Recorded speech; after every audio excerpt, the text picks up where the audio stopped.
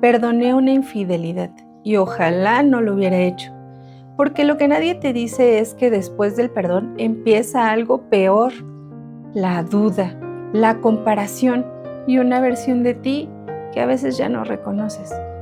Yo soy Noemí y esto es BlaBlaCast. BlaBlaCast con Noemí, chismes, story times y más. Antes de comenzar, gracias amiga por abrir tu corazón y por confiar en este espacio para contar tu historia. Cuidaremos tu privacidad cambiando los nombres a los protagonistas. Y si tú también quieres que se cuente tu historia en este espacio, mándala al correo que te voy a dejar aquí y que también te voy a dejar en la cajita de descripción aquí abajito. Y ahora sí, sin más bla bla bla, comencemos con esta historia. Hola amiga, mi nombre es María y quiero compartir esto contigo porque me da mucha pena contárselo a mis seres cercanos. Me avergüenza admitir lo que viví, lo que permití y en la mujer que me he convertido después de todo esto. Pero ya no quiero seguir cargándolo sola, así que hoy me animé a abrir mi corazón y contarte esto que me pasó. Juan y yo éramos la viva imagen de la felicidad. Nuestra historia comenzó en la universidad. Fuimos novios desde entonces y nos apoyamos y crecimos juntos. Ninguno de los dos venía de una familia de dinero, así es que todo lo construimos fue gracias a nuestro esfuerzo compartido. Nos complementábamos y celebrábamos cada logro. Recuerdo esa época cuando no teníamos ni para el autobús. Juan se pasaba horas ayudándome a estudiar para mis exámenes finales, aunque él estuviera cansadísimo por su trabajo de medio tiempo. Recuerdo una vez que llovió a cántaros y él traía un paraguas chiquito, de esos que caben una persona, y decidió taparme a mí todo el camino. Llegó él empapado, pero no quería que yo me resfriara. Ese es el Juan del que me enamoré, el que daba todo por mí. Y en nuestro primer aniversario tampoco tenía dinero para comprarme algo caro. Una vez me regaló una libretita llena de cartas. Estaba encantada. Recuerdo mi emoción cuando lo vi. No pensé que nadie tuviera tantos detalles conmigo, pero él se fijaba en todas las cosas que me gustaban y trataba de darme siempre lo mejor. Cuando alguien me faltaba el respeto, Juan siempre daba la cara por mí. Me hacía sentir tan protegida y elegida, tan importante. Entre todos los sueños que teníamos, hablamos de poner un negocio, de viajar, de tener hijos cuando estuviéramos más estables. Teníamos un futuro con nombre y apellido. Y poco después de graduarnos, ambos conseguimos trabajo y con mucha ilusión planeamos nuestra unión. Tuvimos una boda de ensueño. Fue chiquita y sencilla, porque en ese momento nuestra economía no era nada fuerte, apenas estaba despegando. Pero lo que hizo ese momento mágico fue la alegría de nuestra familia. Mis suegros estaban súper felices de que diéramos este paso. Mis papás también. Tuvimos un gran apoyo de ellos. Me sentía muy bien porque tenía su aprobación. Es que era notorio que nuestro amor era inmenso. Nuestros amigos, nuestra familia, todos estuvieron ahí. La fiesta fue sencilla, sí, pero cada sonrisa, cada aplauso, cada mirada cómplice nos decía que ese amor era real, de verdad un sueño compartido. Y al llegar a los 3 años de casados, sentíamos que éramos el mejor equipo y que nada podía romper nuestra estabilidad. Nuestra casa estaba llena de risas, de planes, todo parecía marchar perfectamente. Nuestra confianza era tan absoluta que no existían barreras. Compartíamos contraseñas del teléfono y, por ejemplo, si a alguno se le acababa la batería, podía usar el teléfono del otro sin ningún tema, sin ni siquiera preguntar. No había secretos ni temas de privacidad. Jamás fuimos celosos. Y Juan siempre me platicaba todo lo que le pasaba en su trabajo. Me encantaba llegar de mi trabajo y verlo, y ver cómo con tanta felicidad me platicaba todo lo de su día. Eran cosas simples, pero tener esa conexión realmente me llenaba. Contaba sus proyectos, sus pequeñas victorias y anécdotas del día, y yo le platicaba las mías. Pero poco a poco comenzó a mencionar mucho a una compañera. Empezaba a resonar el nombre de Cecilia. Al principio solo era un nombre, pasajero, pero con el tiempo se volvió recurrente, como si su presencia fuera invisible, pero constante. Fue entonces cuando empezaron los cambios. Esas pequeñitas cosas que te dan señales que al principio no quise notar. Juan llegaba cada vez más tarde del trabajo o se inventaba constantes excusas por sus demoras. Empezó también a arreglarse más para ir a la oficina. Fue raro. Camisas nuevas, de repente se metió al gimnasio y tenía una obsesión por los perfumes que antes no tenía. Yo pensé que simplemente quería superarse y yo no tengo ningún problema con eso. Un día llegó del trabajo y como es costumbre lo abracé, pero noté algo diferente. Tenía un aroma distinto y le dije, oye, hueles raro.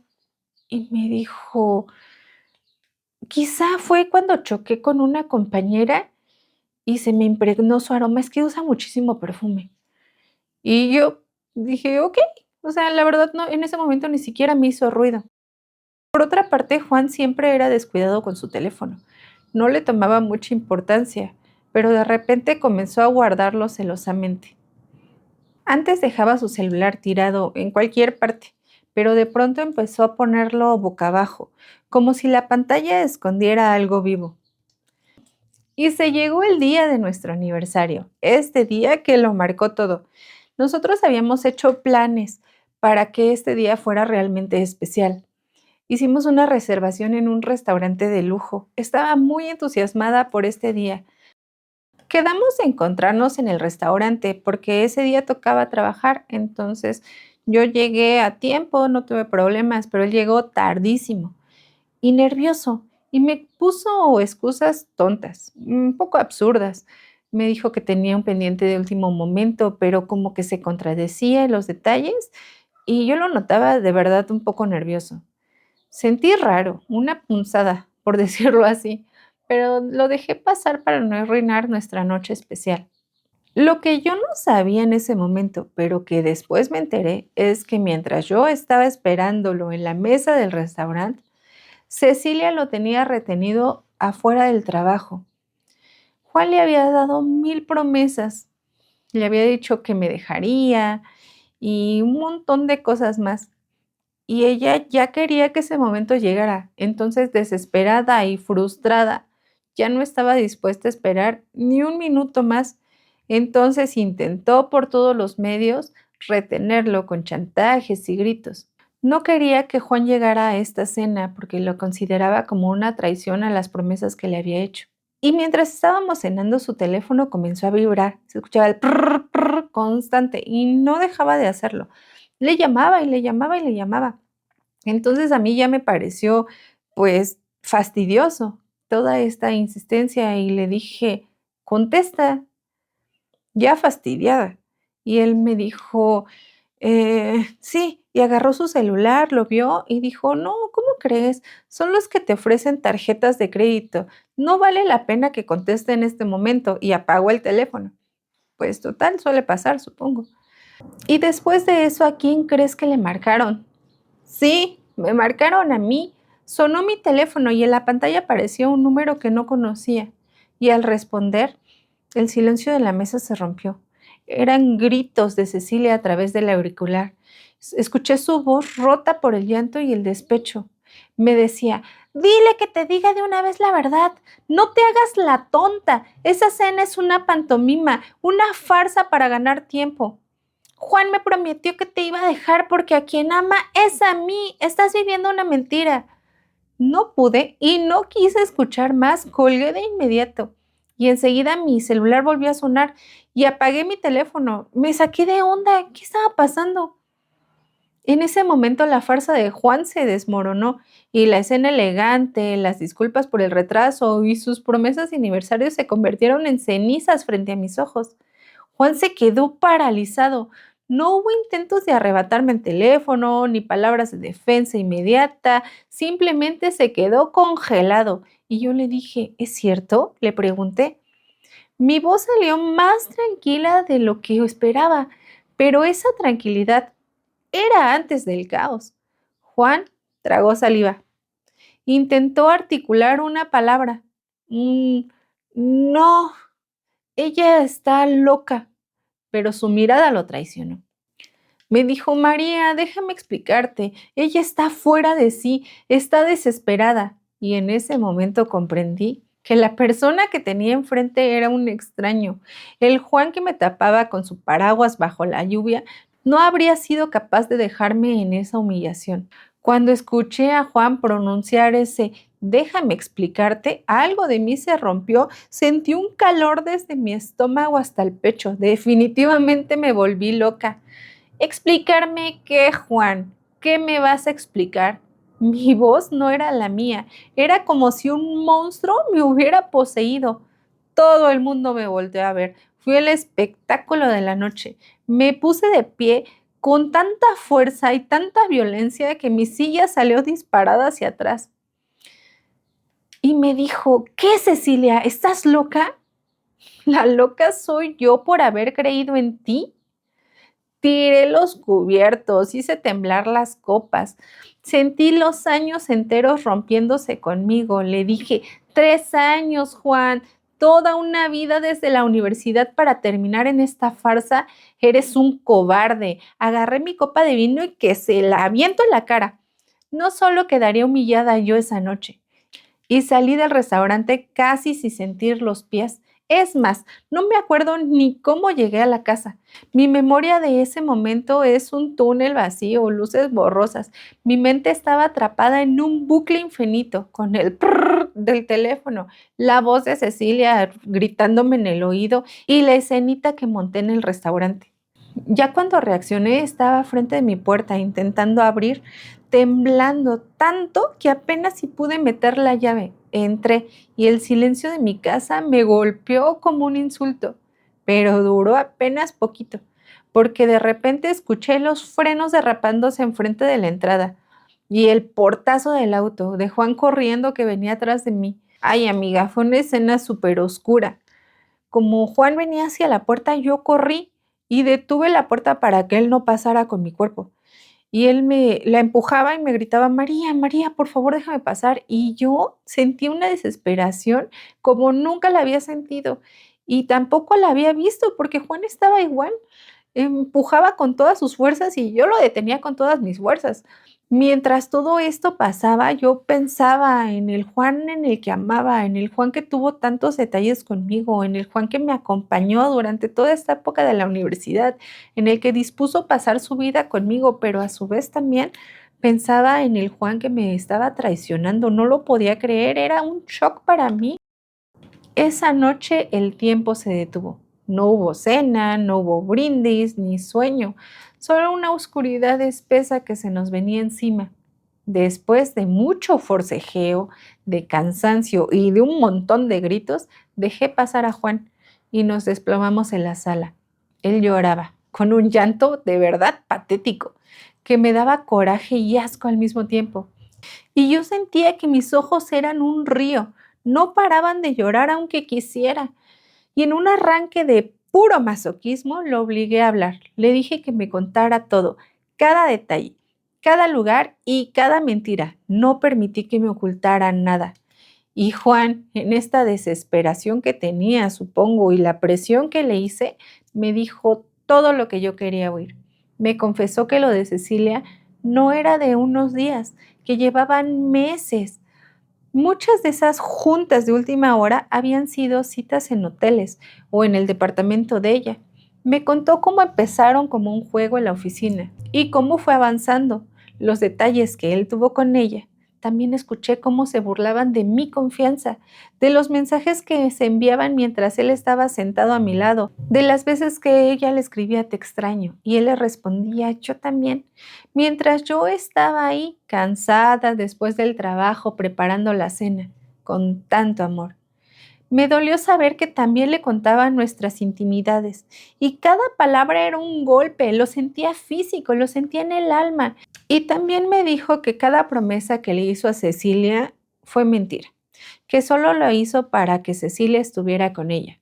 Me juró y me perjuró que jamás estuvo en sus planes dejarme, que me amaba, que en verdad era el amor de su vida.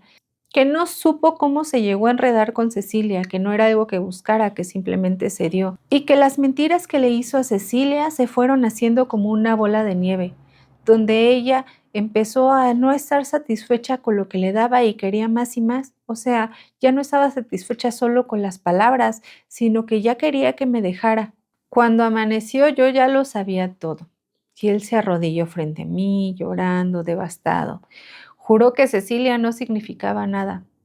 Y entonces ocurrió lo que muchos no entenderían. Le dije que se quedara. No podía borrar todos estos años de historia. No podía. No podía borrar esta universidad que pasamos, la lluvia, la libreta de cartas, mi boda de ensueños. Le dije, quédate, pero esto no se va a olvidar. Lo perdoné. O al menos eso fue lo que le dije para que dejara de llorar. Pero no sabía que el perdón no es el final del problema, es el comienzo de otro infierno. A partir de esa mañana mi vida se convirtió en una hipervigilancia constante. Juan volvió a dormir en nuestra cama, pero para mí, Cecilia dormía entre los dos. Aunque él estaba a mi lado, sentía que la cama era enorme, como si entre nosotros hubiera otra persona acostada. Cada vez que su teléfono vibraba, aunque fuera por una notificación del clima, mi corazón se detenía. Desde esa noche, cualquier vibración del teléfono, sonido, notificación, lo que sea, me acelera el corazón.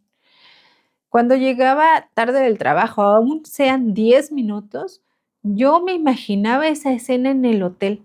Y aunque fuera por tortillas, si se tardaba más de la cuenta, yo comenzaba a sentir ansiedad de pensar que quizá no estaba simplemente comprando tortillas, de que quizá ya estaba hablando con ella. Vivía con el trauma cada día tatuado en mi piel. Yo lo amaba, sí, pero ya no confiaba. Estaba completamente en hipervigilancia. Ya ni podía dormir bien. Juan estaba obsesionado con demostrarme que ya había cambiado. Me enseñaba la pantalla de su teléfono sin que se lo pidiera. Y Cecilia lo siguió buscando un buen tiempo. Y en cada ocasión que lo hacía me enseñaba, mira, María, ese ya otra vez. Yo veía los mensajes de Cecilia. Le decía insultos, súplicas, estaba loca. Él la bloqueaba frente a mis ojos, pero María estaba aferrada de no dejarlo ir. Buscaba otra manera de molestarlo, pero para mí eso no era paz, era veneno puro. Esta situación de verdad se volvió insostenible. Juan me decía que Cecilia en el trabajo estaba bien, normal, pero que saliendo era otra la historia, lo estaba hostigando, hasta que por fin Juan renunció a su trabajo porque ya no podía más, no podía entre la situación de una mujer despechada en su trabajo y otra en su casa. Consiguió empleo en otra zona y me dijo, quiero empezar de cero por nosotros. Y por un momento quise creerle, pero el trauma es una bestia traicionera. Aunque él cambió de oficina, de horarios y de rutas, yo no pude cambiar de memoria. Revisaba su ubicación continuamente, calculaba sus tiempos de los trayectos. Habíamos salvado el matrimonio, pero yo me había convertido en el detective de mi propia tragedia. Y aunque realmente quiero perdonarlo, simplemente no puedo. Juan ha vuelto a ser ese hombre maravilloso de la universidad. Se esfuerza cada segundo. Y aún así lo que pasó con Cecilia me carcome por dentro, como un ácido. Y el trauma va más allá de que me engañara. Es la comparación constante que me hago. No dejo de preguntarme, ¿qué tiene ella que no tenga yo? ¿Qué buscaba en sus brazos que no encontró en los míos? Me siento menos, tan insuficiente, tan pequeña. Una versión rota de la mujer que solía ser. Busqué el perfil de Cecilia en sus redes sociales. No sé ni para qué. Quizá para odiarla o para compararme. Y en cada comparación perdía siempre. Dejé de arreglarme. Me veía al espejo y sentía que Cecilia me había robado algo que no sabía nombrar. En las noches me resuenan las palabras lindas que él le decía a ella, las promesas que le hizo, la pasión que le entregó, mientras a mí me daba cansancio y excusas. Ya no me gusta que me vea desnuda. Apago la luz, me cubro rápido, porque me da pavor que me compare. Hay noches que mientras duerme me abraza y yo me quedo tiesa, sintiendo rechazo y nostalgia al mismo tiempo. Lo perdoné para salvar nuestro hogar, pero el precio ha sido mi propia paz. Juan está aquí a mi lado, pero yo me siento más sola que nunca. Hoy nuestra vida parece haber recuperado el ritmo. Juan cumple cada promesa, llega temprano, me entrega su atención, ha borrado cualquier rastro de su pasado, pero cuando el ruido del día se apaga me quedo sola, con lo que no se puede reparar. Me miro al espejo y busco a la María que antes era, pero ya no está. Y en su lugar hay una mujer que convirtió la desconfianza en instinto de supervivencia. No sé qué hacer. Si me voy, siento que traiciono nuestra historia. Si me quedo, siento que me traiciono a mí misma. Juan duerme tranquilo a mi lado, convencido de que su esfuerzo sanó la herida, mientras yo sigo despierta, preguntándome si algún día volveré a mirar a mi esposo, sin ver al mismo tiempo al hombre que me destruyó. A veces pienso que en realidad la infidelidad no destruyó a mi matrimonio, solo me destruyó a mí dentro de él. Lo perdoné para no perderlo y terminé perdiéndome yo. Simplemente no sé si este silencio es paz o es solo el eco de algo que ya terminó. He escuchado muchas veces que la gente dice que quien engaña una vez se engaña dos veces. No sé si solo estoy haciéndome tonta y tarde o temprano llegará otra Cecilia, pero aún encuentro amor en la mirada de Juan. No puedo simplemente irme. Y ahora dime tú, ¿perdonar una infidelidad es amor o es entrar voluntariamente a un infierno silencioso? Te leo, amiga. Listas para BlaBlaCast. Hola amiga, ¿cómo estás?